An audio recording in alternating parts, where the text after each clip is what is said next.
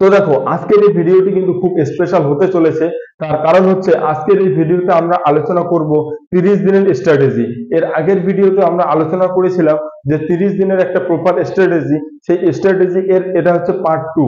তার কারণ আজকের ভিডিওতে আমরা আলোচনা করব তোমরা এই 30 দিনের মধ্যে তোমাদের টাইমটাকে কিভাবে ম্যানেজমেন্ট করবে এবং কোন দিন কোন টপিকগুলো পড়বে, সমস্ত কিছুর কিন্তু গুরুত্বপূর্ণ আপডেট দিব। এবং তোমাদের জন্য একটা বিশাল অ্যানাউন্সমেন্ট রয়েছে, যেটা তোমরা এই 30 দিন তোমাদের এক্সাম যতদিন হয়নি ততদিন অবধি কিন্তু তোমাদের একটা সিরিজ চলবে। সেই সিরিজের বিশাল একটা অ্যানাউন্সমেন্ট রয়েছে এবং সেটা যদি তোমরা ফলো করো তাহলে তোমরা সবাই কিন্তু 60+ পাবে। যদি তোমরা ডেডিকেটেড ভাবে এবং খুব অনেস্টির সাথে যদি ফলো করো তোমরা কিন্তু 60+ পাবেই, 60+ কিন্তু তোমরা পাবেই যদি তোমরা এভাবে ফলো করো। তো আজকের ভিডিওটি স্কিপ না করে তোমরা কিন্তু প্রথম থেকে শেষ অবধি অবশ্যই দেখবে, তাহলে তোমাদের সমস্ত ধরনের প্রবলেম কিন্তু আজকের এই ভিডিওটাতে সলভ হবে। তো দেখো আমরা শুরু করি এখন। তোমাদের এক্সাম কিন্তু 30শে নভেম্বর।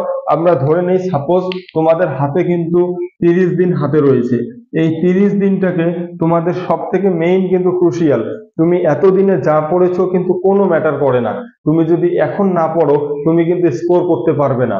দেখা গেল যে তুমি পুরো 1 বছর টানা খুব ভালো পড়েছো, খুব ভালো স্কোর আছে, এই 30 দিন তুমি যদি না পড়ো তোমার কিন্তু ওই যে তুমি 1 বছর যে পড়লে সেই পড়ার কিন্তু কোনো মূল্য নেই, সেই পড়াটা কিন্তু কোনো মূল্য থাকবে না যদি তুমি এই 30 দিন খুব ভালোভাবে না করো। তো তার জন্য আমরা আজকে এই 30 দিনের একটা প্রপার স্ট্র্যাটেজি প্ল্যান তৈরি করব এবং টাইম টেবিল তৈরি করব এবং যে তোমরা কোন টাইমে কোনগুলো করবে। এবং ভিডিও শেষে কিন্তু তোমাদের বিশাল বড় একটা অ্যানাউন্সমেন্ট রয়েছে, তাই তোমরা ভিডিও শেষ অবধি অবশ্যই দেখবে। তো দেখো এখানে 30 দিনের স্ট্র্যাটেজি এর মধ্যে প্রথম আমরা করব কি, 30 দিনটাকে 10 দিন করে ভাগ করে নেব। এই 10 দিনের মধ্যে এর আগের ভিডিওতে আমি আলোচনা করেছিলাম, সেই আলোচনাটাই আমরা আজকে ডিটেলসে আলোচনা করব যে তোমাদের কখন কিভাবে করতে হবে। তো এই যে প্রথম যে 10 দিন আছে, এই ফার্স্ট যে 10 দিন এটা হচ্ছে তোমাদের সেকেন্ড 10 দিন আর থার্ড 10 দিন।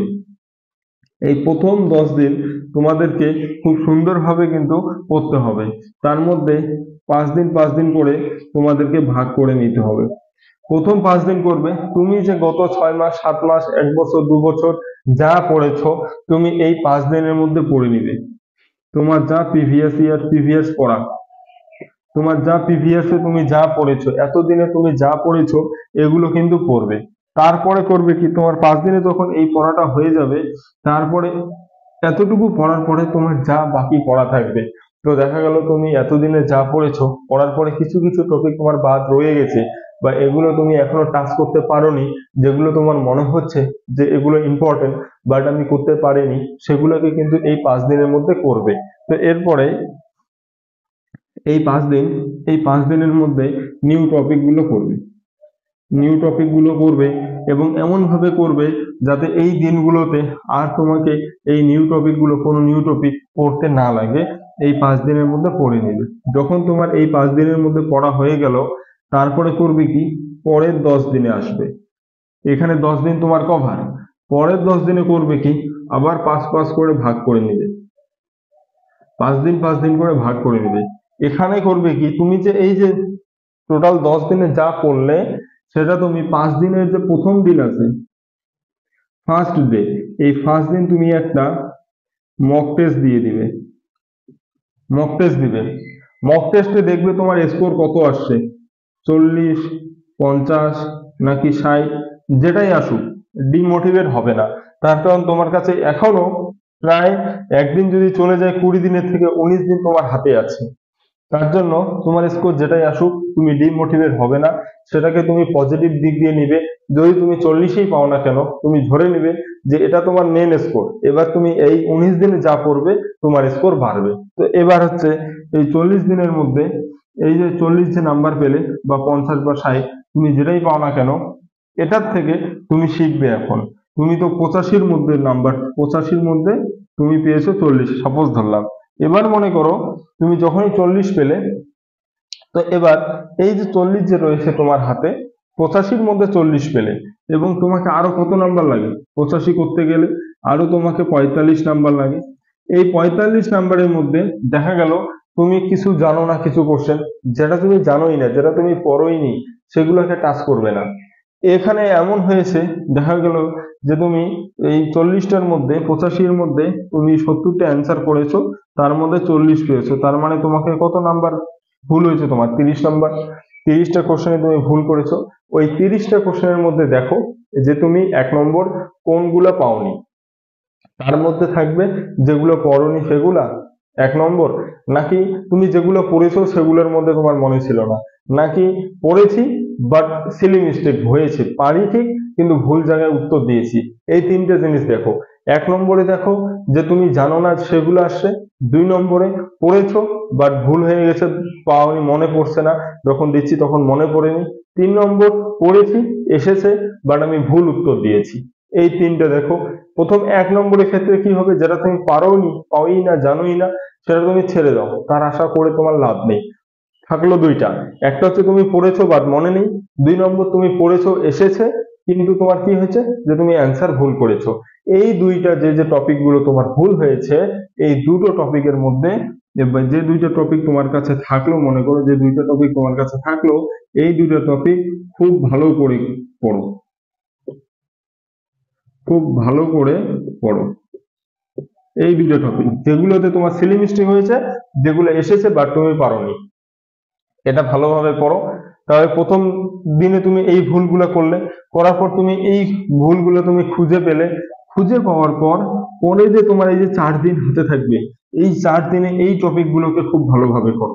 শেষ 5 দিনের দিন কিন্তু তোমার একটা কমপ্লিট হয়ে গেল।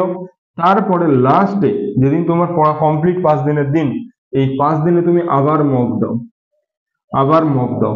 তোমাকে গ্যারান্টি দিচ্ছি, তুমি যদি 5 দিনের দিন তোমার 40 থেকে 50 নম্বর না আসে, 40 যা স্কোর 40 থেকে 50 নম্বর না আসে, তুমি কমেন্টে লিখে যাবে, যদি তুমি ঠিক এইভাবে পড়ো। আর যদি তুমি এইভাবে পড়ো, আমি গ্যারান্টি দিচ্ছি তুমি যে 40 পাওয়ার ছেলেটাও বা 40 পাওয়ার মেয়েটাও তুমি 50 পাবেই, গ্যারান্টি। তো এভাবে তুমি করো। তারপরে তোমার 5 দিন শেষ। দেখো তোমার হাতে আছে কতদিন? 5 দিন আর 5 দিন 15 দিন। এই 5 দিন করবে কি, এখানে যা পড়লে, তুমি যা এখান থেকে শিখে যে নোট বানিয়েছো সেগুলো, এগুলো যা পড়েছো সবকিছু এখন একসাথে কম্পাইল করো, একসাথে নিয়ে আসো, নিয়ে এসে পড়তে বসা শুরু করো, রিভিশন দেওয়া শুরু করো। এই 5 দিনে তুমি আবার রিভিশন লাগাও, যত পারো রিভিশন লাগাও। তারপরে তোমার রিভিশন কমপ্লিট হয়ে গেল, পরে এই যে 10 দিনের এখানে চলে আসো, লাস্ট 10 দিন।